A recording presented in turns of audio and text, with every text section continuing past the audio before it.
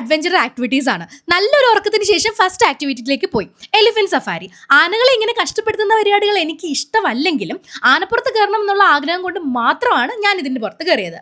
ഇന്ന് ചെയ്ത ആക്ടിവിറ്റീസിൽ ഏറ്റവും ബെസ്റ്റ് വണ്ണിലേക്കാണ് ഇനി പോകുന്നത്. നമ്മൾ എല്ലാവരും അടിച്ചു പൊളിച്ച ശരിക്കും എൻജോയ് ചെയ്തൊരു ആക്ടിവിറ്റി.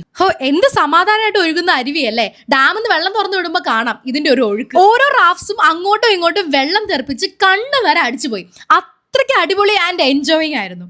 ഞാൻ എൻ്റെ ലൈഫിൽ പോയതിൽ വെച്ച് ഏറ്റവും വളരെയധികം എൻജോയ് ചെയ്ത ഒരു അഡ്വഞ്ചർ ആക്ടിവിറ്റി ആയിരുന്നു ഈ ഒരു റിവർ റാഫ്റ്റിംഗ്. തുടങ്ങിയതേ ഓർമ്മയുള്ളൂ, അപ്പോഴേക്ക് തീർന്ന പോലെയാണ് ഫീൽ ചെയ്തത്. അത് കഴിഞ്ഞ് നമ്മൾ പോയത് ക്വാഡ് ബൈക്ക് ഔട്ട്ഡോർ ആക്ടിവിറ്റിയിലേക്കാണ്.